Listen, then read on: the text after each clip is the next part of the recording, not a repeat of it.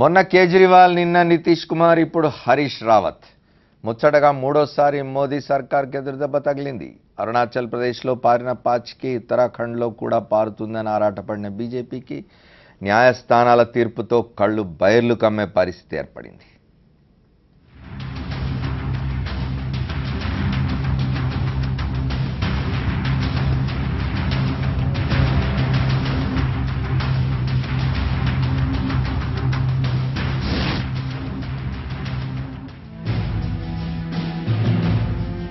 మొదట ఎమ్మెల్యేలను చీల్చటం,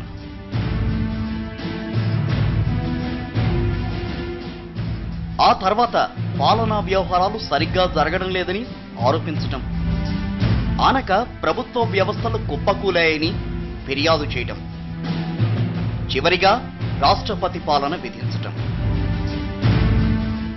same to same Arunachal ప్రదేశ్లో చోటు చేసుకున్న పరిణామాలే ఉత్తరాఖండ్లో కూడా చోటు చేసుకున్నాయి. అయితే చివర్లో సుప్రీంకోర్టు షాకింగ్ ట్విస్ట్ ఇవ్వడంతో కాంగ్రెస్ పార్టీ బతికిపోయింది. బీజేపీ చతికిలబడి నవ్వుల పాలైంది.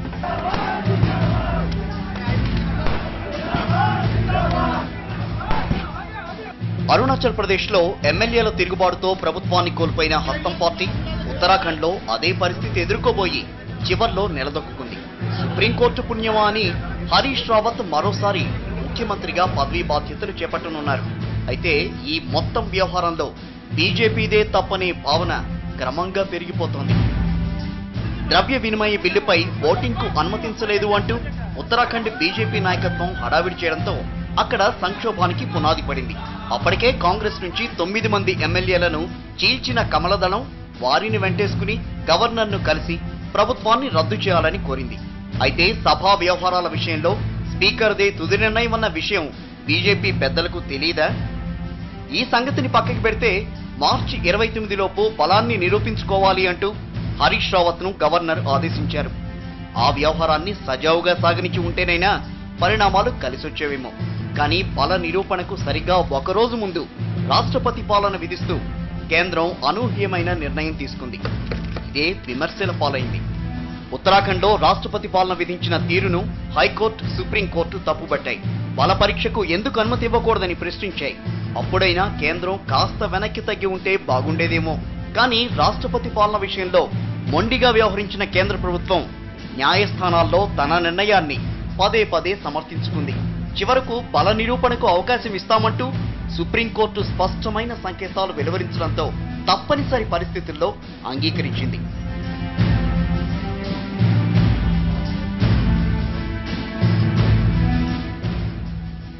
నిజానికి వచ్చే జనవరితో ఉత్తరాఖండ్లో ప్రభుత్వ పదవీ కాలం ముగిసిపోనుంది.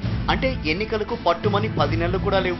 అలాంటప్పుడు కాంగ్రెస్ ప్రభుత్వాన్ని పడగొట్టాల్సిన అవసరం ఏమొచ్చింది అన్నదే ఇప్పుడు బీజేపీలోని కొంతమందిని తొలుస్తున్న ప్రశ్నే. పైగా కాంగ్రెస్ నుంచి తిరుగుబాటు చేసిన 9 మంది ఎమ్మెల్యేలకు వారి వారి నియోజకవర్గాల్లో మంచి పేరు లేదు అన్నది లోకల్ రిపోర్ట్. అలాంటప్పుడు ఆ ఎమ్మెల్యేలను చేర్చుకోవడం వల్ల పార్టీకి ఒరిగేదేముంది అన్నది స్థానిక నాయకులే అంటున్నారు. ఇదిలా ఉంటే బీజేపీలో చర్చించే ధోరణికి పూర్తిగా ఫుల్ స్టాప్ పడినట్టుగా కనిపిస్తోందని విశ్లేషకులు అంటున్నారు. ఇంతకుముందు ముఖ్యమైన విషయాల్లో సీనియర్ నేతల సలహాలు, అభిప్రాయాలు తీసుకునేవారని ఇప్పుడు ఆ పరిస్థితి కూడా లేకుండా పోతోందని పార్టీ నేతలే అంతర్గతంగా వ్యాఖ్యానించుకుంటున్నారు.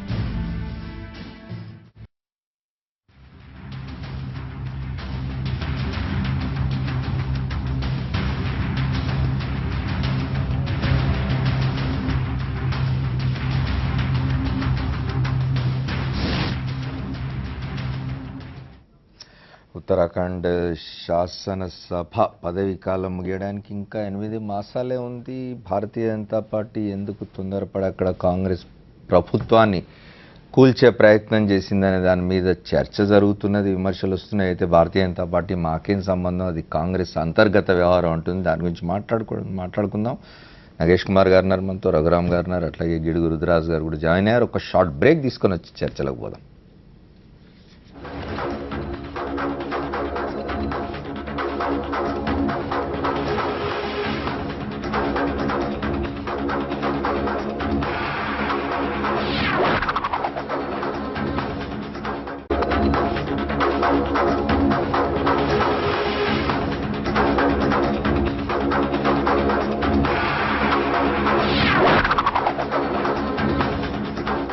Welcome back to the fourth estate. Nagesh చెప్పండి, భారతీయ జనతా పార్టీ తొందరపడింది అనుకోవాలి ఉత్తరాఖండ్ వ్యవహారంలో. అరుణాచల్ చూసింది అయితే లాస్ట్ 2 years 2014 ఎన్నికల తర్వాత కేంద్రంలో పార్టీ అధికారంలోకి వచ్చిన తర్వాత, సరే ఢిల్లీ పరాజయం, బీహార్ పరాజయం చూసిన తర్వాత ఉత్తరాఖండ్ విషయంలో ఏమిటి అసలు బీజేపీ స్టాండ్ ఎట్లా ఓవర్ కాన్ఫిడెన్స్. ఇది అరుణాచల్ ప్రదేశ్లో మేము సక్సెస్ అయ్యాం కనుక అదే స్ట్రాటజీ ఇక్కడ ట్రై చేశారు, ఫెయిల్ అయింది. ఈ స్ట్రాటజీ ఇంతతో ఆగిపోదు. ఇప్పుడు ఇక్కడ ఫెయిల్ అయింది కనుక ఆగుతుందేమో, బట్ ఏంటంటే ఇది కంటిన్యూయేషన్ ఉంది దీనికి. హిమాచల్ ప్రదేశ్, మణిపూర్, అక్కడ కూడా ఈ చిన్న రాష్ట్రాల్లో ఏంటంటే తన ఆధిపత్యం పెట్టుకోవాలనేది వాళ్ళకు ఒక స్ట్రాటజీ ఉంది, చాలా క్లియర్గా ఉంది. అన్ని పత్రికల్లో అన్ని ఎడిటోరియల్స్లో అన్ని ఒపీనియన్ పీసులు రాశారు. బట్ ఇక్కడ ఏంటంటే డెఫినెట్లీ ఇక్కడ ఏంటంటే బీజేపీకి ఒక severe loss of face and severe embarrassment. వాళ్ళ అసలు మెయిన్ వ్యూహమే అసలు తప్పింది.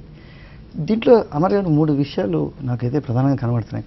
ఒకటేమో మనం ఏమీ నేర్చుకోలేదు, ఆర్టికల్ 356ని దుర్వినియోగం చేయొద్దు అనేది ఈ కోర్టులు చెప్తూనే ఉన్నాయి. దాని తర్వాత ఏంటి, ఎస్ఆర్ బొమ్మాయి కేసులో the only way to test the strength of a government is the floor of the house, అదొకటి చేయట్లేదు. దాని తర్వాత ఇంకోటి ఏంటంటే 10th షెడ్యూల్. ఈ 10th షెడ్యూల్ని బాగా మిస్యూజ్ చేస్తున్నారు. బ్రహ్మాండమైన చట్టం ఏమిటంటే డిఫెక్షన్, అది మొత్తం పార్టీ మర్జ్ అయితే కానీ డిఫెక్షన్ కాదని. బట్ ఇక్కడ ఏమిటంటే ఇది డిఫెక్షనా లేకపోతే మర్జరా అనేది, ఇది డిస్క్వాలిఫికేషన్ ఎట్లా చేయాలని స్పీకర్కి వదిలేసాం.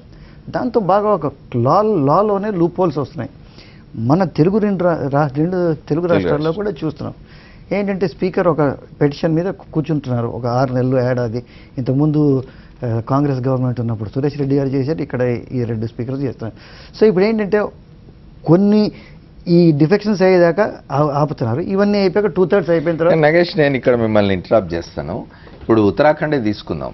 ఉత్తరాఖండ్లో 9 మంది రూలింగ్ పార్టీ ఎమ్మెల్యేలు డిఫెక్ట్ అయినారు కాబట్టి స్పీకర్ వారిని డిస్క్వాలిఫై చేసినారు. మళ్ళీ ఒక బీజేపీ ఎమ్మెల్యే వచ్చి కాంగ్రెస్లో చేరినారు, ఇలా వారిని ఇది చేయలేదు.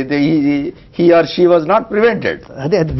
అంటే ఏమిటి, రూలింగ్ లో ఉన్న వాళ్ళు ఆ స్పీకర్ ఆ రూలింగ్ పార్టీకి అనుకూలంగా ఉంటారు అనేది చాలా స్పష్టంగా అనిపిస్తుంది. తెలుగు రాష్ట్రాల ఎగ్జాంపుల్ చెప్తున్నా. సో అక్కడ ఏమిటంటే కొంతమంది ఏం చెప్తున్నారంటే ఈ పవర్ స్పీకర్ నుంచి తీసేయాలా అనేది. ఇప్పుడు మీరు చెప్పిన దానికి రివర్స్ కూడా ఉంది. ఒకళ్ళేమో బీజేపీ నుంచి కాంగ్రెస్లో చేరారు, కాంగ్రెస్ నుంచి అక్కడ ఏంటంటే తన స్పీకర్ అక్కడ పవర్స్ యూజ్ చేయలేదు. సో ఒక సూచన ఏమైనా వచ్చిందంటే అసలు ఈ పవర్ స్పీకర్ నుంచి తీసేసి ఎలక్షన్ కమిషన్కి పెట్టాలనేది అదొక ఇది. నేనైతే గట్టిగా నమ్ముతున్నాను ఏమిటంటే ఈ పవర్ స్పీకర్ దగ్గర నుంచి తీసే, బికాజ్ ఇంతకుముందు మనం అంతా ఊహించేవి ఏంటంటే స్పీకర్ ఒక నాన్ పార్టిజన్ అనేది, ఇండిపెండెంట్గా ఉంటారని. బట్ అదేంటే అది ఒక యూటోపియా, అదొక డ్రీమ్. అది స్పీకర్ ఇండిపెండెంట్గా, ఎందుకంటే గెలవాలంటే ఎమ్మెల్యే కాను ఒక పార్టీకి సంబంధం ఉండాలి, ఆ పార్టీ తన క్యాంపెయిన్ చేయాలి, డబ్బులు పెట్టాలి, క్యాంపెయిన్ మెటీరియల్ ఇవ్వాలి. సో స్పీకర్ ఏంటంటే ఆ పార్టీకి రుణపడి ఉంటారు. సో అంత మటుకు ఏంటంటే 100% న్యూట్రల్ స్పీకర్ ఉండలేవు. ఈ 2 రాష్ట్రాల్లో మనం చూసాం. ఇప్పుడు దీనికన్నా ప్రధాన ఇంకోటి సమస్య ఏమొస్తుందంటే ఇప్పుడు బీజేపీ ఈ ప్రభుత్వం నరేంద్ర మోదీ గవర్నమెంట్ ఇది 3వసారి ఇది రాష్ట్రపతి చేస్తున్నారు. అరుణాచల్ అంతకుముందు ఎక్కడని, ఇదేమో 3వసారి. సో క్వశ్చన్ ఏమిటంటే కాంగ్రెస్ ఇప్పటిదాకాను ఒక 100 సార్లు ప్రెసిడెంట్ రూల్ పెట్టింది. దాని ఘనత ఏంటంటే ఇందిరాగాంధీకి, ఆవిడ ఏంటంటే 50 సార్లు మోర్ దెన్ 50 టైమ్స్ ఇచ్చేసింది. అయితే వేరే ప్రభుత్వాలు కూడా తక్కువ తినలేదు.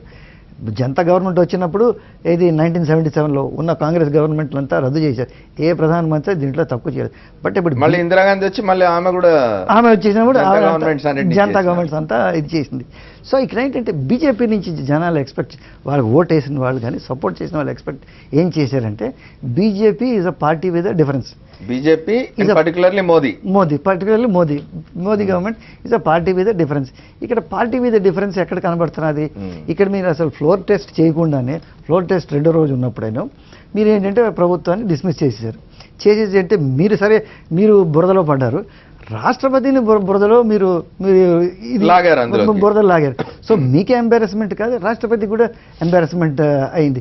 ఇప్పుడు ఏమైంది, ఇవాళ విదిన్ 45 days March 27th మీరు ప్రెసిడెంట్ రూల్ పెట్టారు. ఇవాళ ఏంటంటే క్యాబినెట్ కలిసి ఏంటంటే ముక్కు పట్టుకుని దే హ్యావ్ సెడ్ మీరు you lift the president rule అని. అంటే ఇంతకన్నా ఒక గవర్నమెంట్కి ఒక ఎంబారసింగ్ సిచ్యువేషన్ లేదు, నామోషి. అసలు దీని గురించి కొంచెం ఆలోచించి 4 సలహా తీసుకుని ఏదో ఒకటి చేయవలసింది. కానీ ఇదేంటంటే పార్టీ లీడర్షిప్ కానీ కొంతమంది చేసినట్టుగా పేర్లు వస్తున్నాయి. ఆ పేర్లో వాళ్ళ రెస్పాన్సిబిలిటీ తీసుకోవాలి. Yeah, of course. ఎందుకైతే బీహార్లో కూడా వాళ్ళ అంచనాలు తప్పాయి, మీరు చెప్పినట్టు ఇంతకుముందు ఢిల్లీలో కూడా అంచనాలు తప్పాయి, ఇప్పుడు మళ్ళీ ఉత్తరాఖండ్లో కూడా తప్పాయి. చుక్కెదురైంది అంటే కాదు కదా, వాళ్ళ పొలిటికల్ అసెస్మెంట్లు అన్నీ తప్పవుతున్నాయి అక్కడ.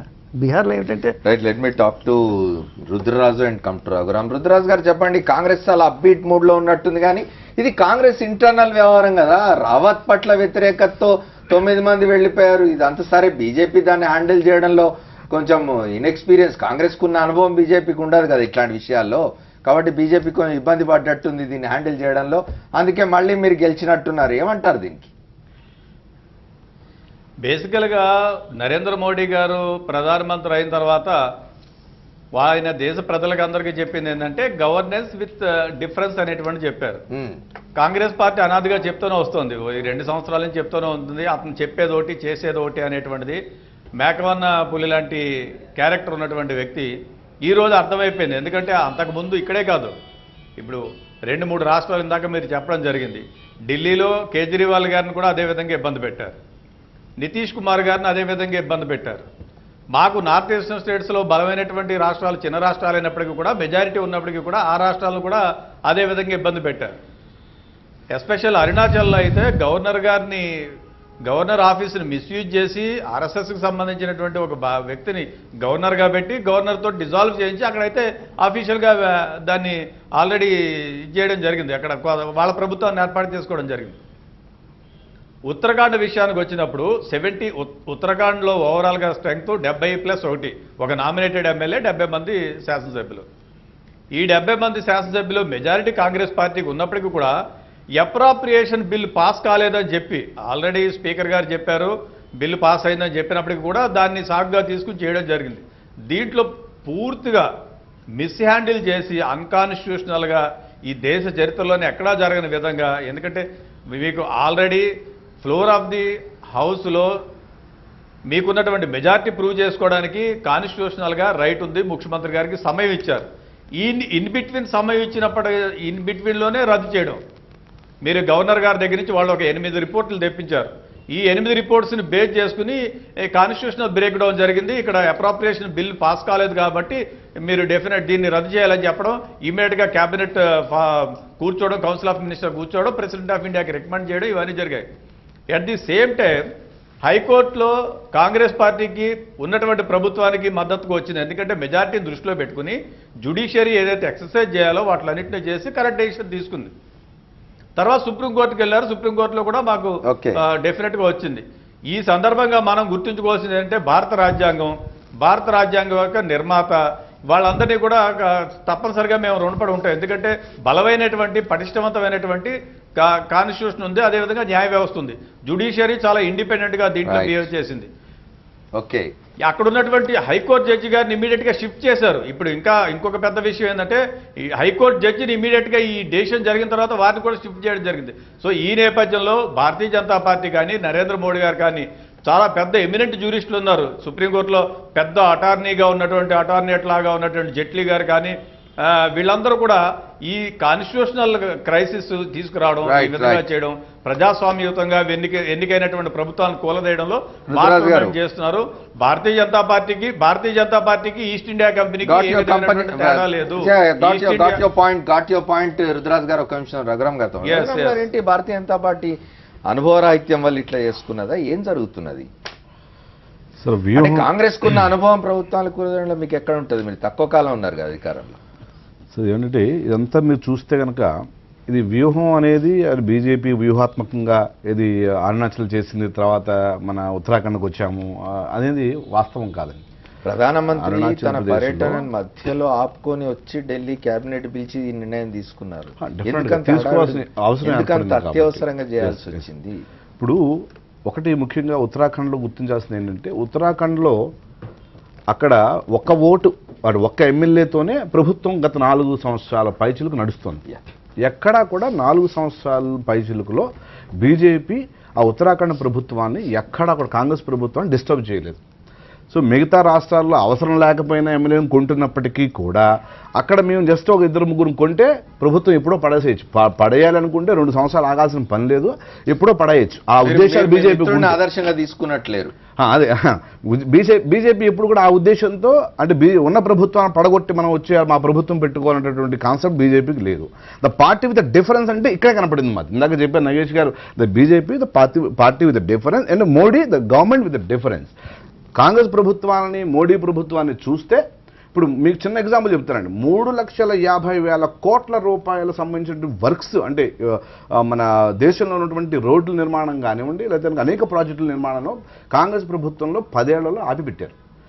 ఈయన వచ్చిన వెంటనే ఫస్ట్ దఫా చేసింది అదే 3,50,000 కోట్ల రూపాయల వర్కులు స్టార్ట్ చేయారు. The party with the difference చెప్తున్నాం. ఇంకొకటి గవర్నమెంట్ విత్ ద డిఫరెన్స్.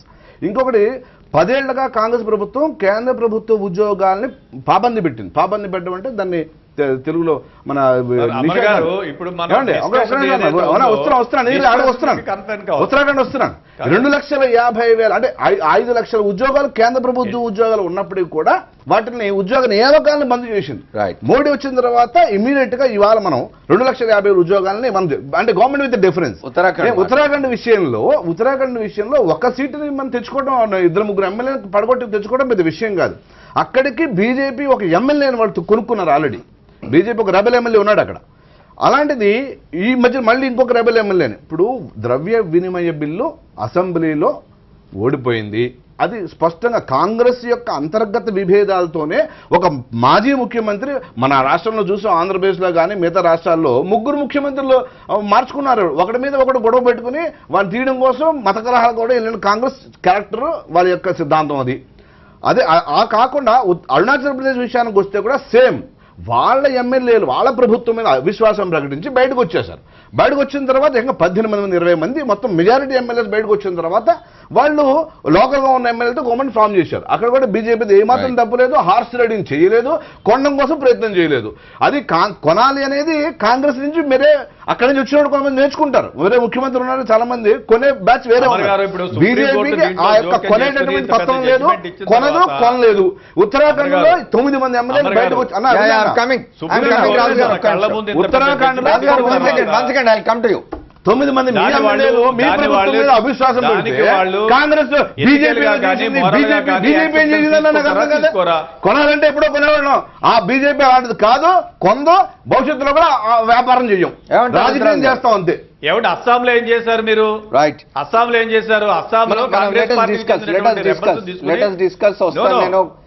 రాజు గారు ఒక్క నిమిషం నేను వస్తాను, చిన్న షార్ట్ బ్రేక్ తీసుకొని వస్తాను.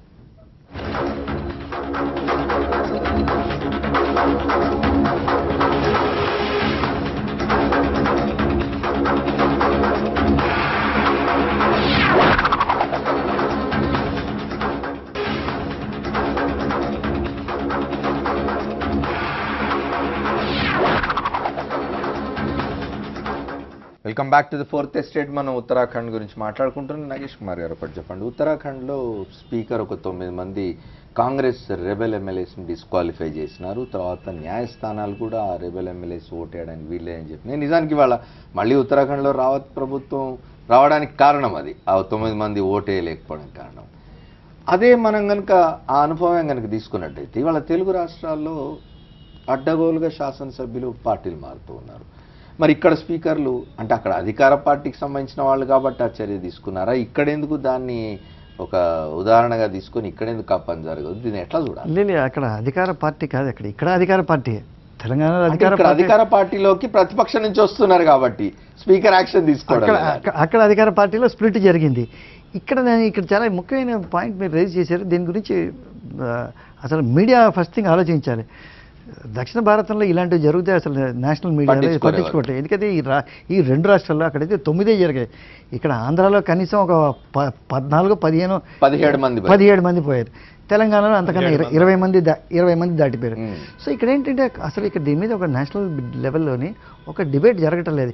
ఈ యాంటీ డిఫెక్షన్ లాలో లూప్ హోల్స్ ఎట్లా ప్లగ్ చేయాలి, ఇది చాలా సీరియస్ ఇష్యూ. ఎందుకంటే ప్రజల మ్యాండేట్ని సబ్వర్ట్ అయిపోతున్నది.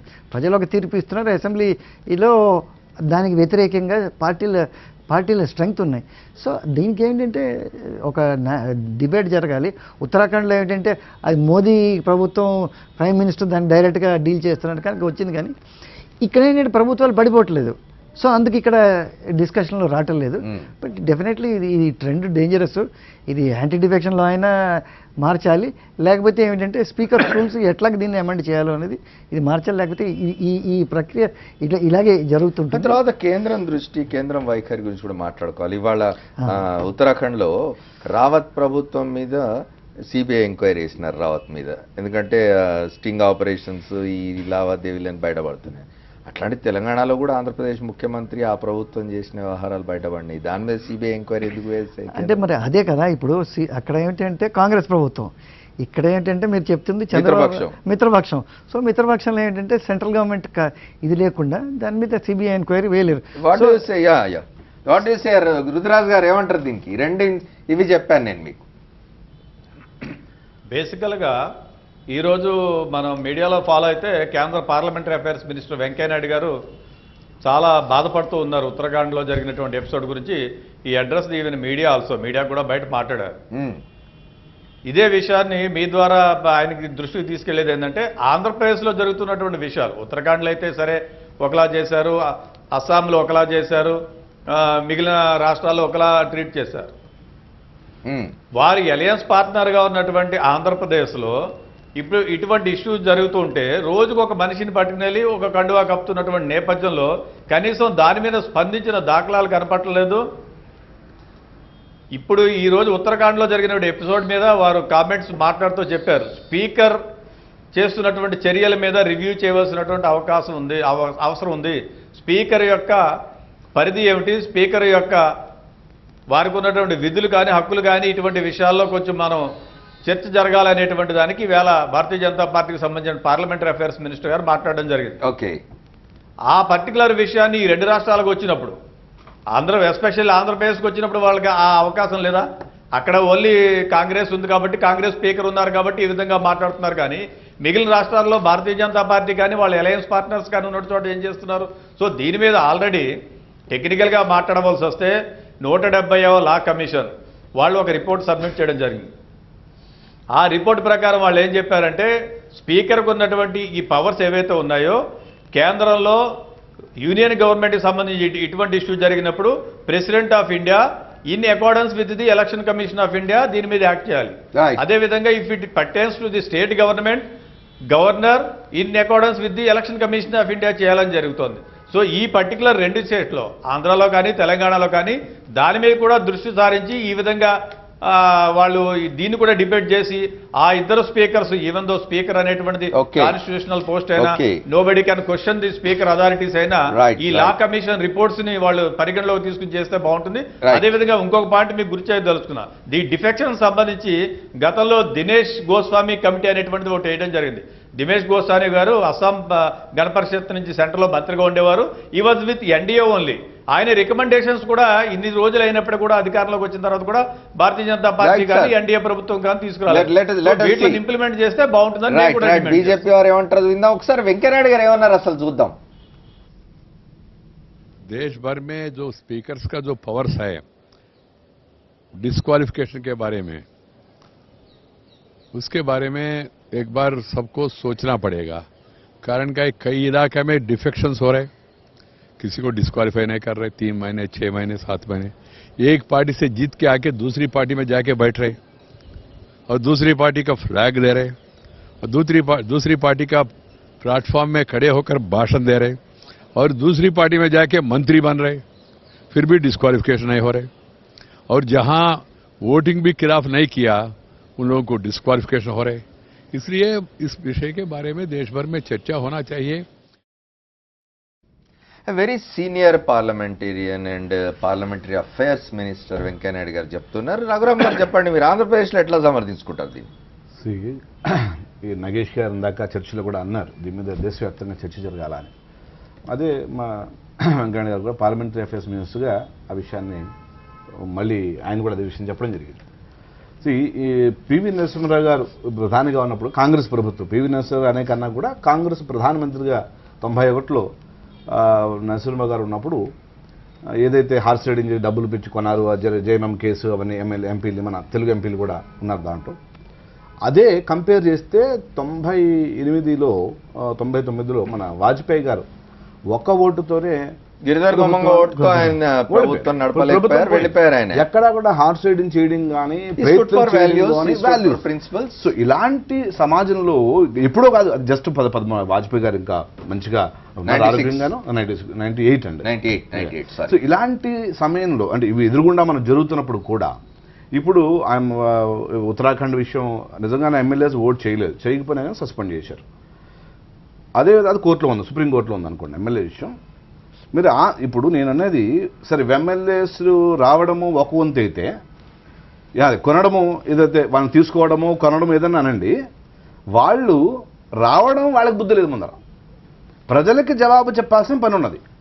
వాళ్ళ ఓటర్కి చెప్పాలా, రాష్ట్రంలో వాళ్ళు రాష్ట్రానికి ఎమ్మెల్యేలు, వాళ్ళ రాష్ట్రానికి సమాధానం చెప్పాల్సింది, కాన్స్టిట్యూషన్ కూడా సమాధానం చెప్పాల్సింది, ఆ కాన్స్టిట్యున్సీలో ఉన్న ప్రజలకు సమాధానం చెప్పాల్సి ఉన్నది. ఖండిస్తుంది బీజేపీ, ఖచ్చితంగా ఇలా పార్టీలు మారే వాళ్ళని ఖండిస్తుంది. రైట్, ఎవరైనా అంతేగాని మీ మిత్రపక్షమైన వాళ్ళ మీద ఏం యాక్షన్ తీసుకోరు మీరు. రెండోది కాంగ్రెస్ ముఖ్యమంత్రి అయితే మీరు సిబిఐ ఎంక్వైరీ వేస్తారు, కానీ మీ మిత్రపక్షమైన నాయకుడు ముఖ్యమంత్రిగా ఉన్న దగ్గర సిబిఐ ఎంక్వైరీలు వేయరు. ఇక్కడ కేవలం వాయిస్ ఒకటే ఉంది. అక్కడ ఫుటేజెస్, వీడియో ఫుటేజెస్, డబ్బులు ముఖ్యమంత్రి గారు డబ్బుల విషయం మాట్లాడడము, డబ్బులు ఇవ్వడము, ఇవన్నీ అక్కడ 2 సార్లు, ఒకసారి కూడా కాదు. ఉత్తరాఖండ్లో ముఖ్యమంత్రి పనుపున శాసనసభ్యుడు పోయి పట్టుబడ్డాడు కదా, శాసనసభ్యుడు జైలుకి వెళ్ళాడు కదండి కోర్టు ద్వారాను. అక్కడ అది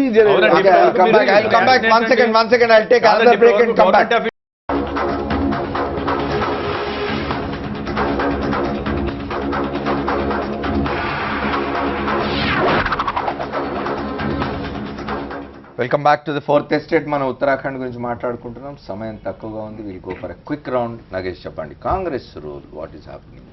ఇప్పుడు ఒకటే, కాంగ్రెస్ ఏదో దీంట్లో హీరోగా ఎమర్జ్ అయింది, ఇతనేమో ఒక మార్టియర్గా, ఒక విక్టిమ్గా హరీష్ రావత్.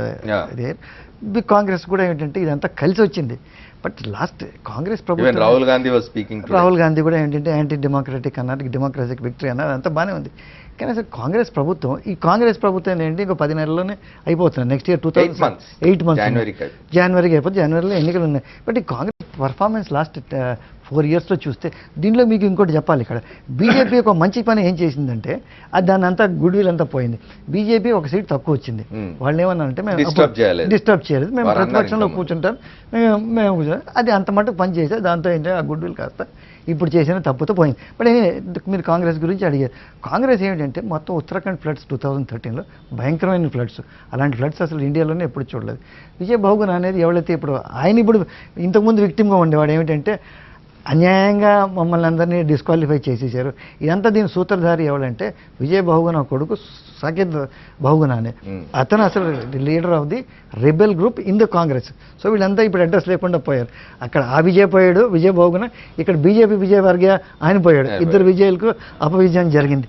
సరే, అది ఇప్పుడు కాంగ్రెస్ ప్రభుత్వం ఏంటంటే చాలా అసలు మొత్తం కంప్లీట్ ఫెయిలియర్. ఇది కేదార్నాథ్, బద్రీనాథ్ ఆ ఏరియాలో ఫ్లడ్స్, చార్ధామ్ ఒక వారం రోజుల దాకా అసలు రిలీఫ్ జరగలేదు. ఇప్పుడు కాంగ్రెస్ ఏం చేస్తుందంటే ఇప్పుడు ఏంటంటే ఎన్నికలకు ఈ గుడ్ విల్ తో కాంగ్రెస్ ఎర్లీ ఎలక్షన్ పోతుంది.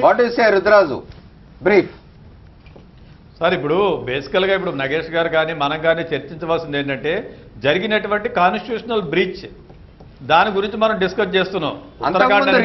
ఇంప్లికేషన్స్ ఏంటి కాదు చిన్నండి, పొలిటికల్ ఇంప్లికేషన్స్ ఏంటి ఇవేంటి అనేది కాదు. దీంట్లో ఏంటి, ప్రెసిడెంట్ ఆఫ్ ఇండియా భారత రాష్ట్రపతి గారు డిజాల్వ్ చేశారు. భారత రాష్ట్రపతి గారు ఎవరి అడ్వైజ్ మీద యాక్ట్ చేస్తారు? Council of minister headed by the prime minister of India. Is the prime minister directly or solely responsible for this or not? Bharatiya Janata Party దాని మీద క్లారిటీ ఇవ్వాలి. ఈ దేశ ప్రజలకి క్షమాపణ చెప్పాలి. వాళ్ళు ఏమని చెప్పారు? కాంగ్రెస్ ముక్త భారత్ అన్నారు. కాంగ్రెస్ ముక్త భారత్ అంటే ఈ దేశంలో మాకున్నటువంటి రాష్ట్ర ప్రభుత్వాలన్నీ కూల్చేస్తారా? అదేవిధంగా ప్రతిపక్షంగా ఉన్నటువంటి మమతా బెనర్జీ గారినో లేదా కేజ్రీవాల్ గారినో, ఇక్కడ ఉన్నటువంటి తమిళనాడు జయలలిత గారు, వీళ్ళందరినీ కూల్చేస్తారా? దీని మీద క్లారిటీ ఇవ్వాలి. చెప్పండి. ప్రజాస్వామ్యానికి జరిగినటువంటి హైకోర్టు చెప్పింది, సుప్రీం కోర్టు రఘురామ్ గారు ఒకటి చెప్పండి, కాంగ్రెస్ ముక్త భారత్ అంటే కాంగ్రెస్ రూల్ స్టేట్స్ ని డీస్టెబిలైజ్ చేయడమేనా? బ్రీఫ్, టైం అయిపోయింది. మేము కేంద్ర ప్రభుత్వం కానీ బీజేపీ కానీ చేయాల్సిన పని లేదండి. ఎందుకంటే గుజరాత్లో 25 ఏళ్ల నుంచి కాంగ్రెస్ లేదు, తమిళనాడు మన పక్కన రాష్ట్రంలో 40 ఏళ్ల నుంచి కాంగ్రెస్ లేదు, బెంగాల్లో 40 ఏళ్ల నుంచి కాంగ్రెస్ లేదు. ఏమండి ఇలాగ ఉత్తరప్రదేశ్ కూడా మీరు దాన్ని ముక్త భారత్ చేయాలని ఆల్రెడీ 30 సంవత్సరాలు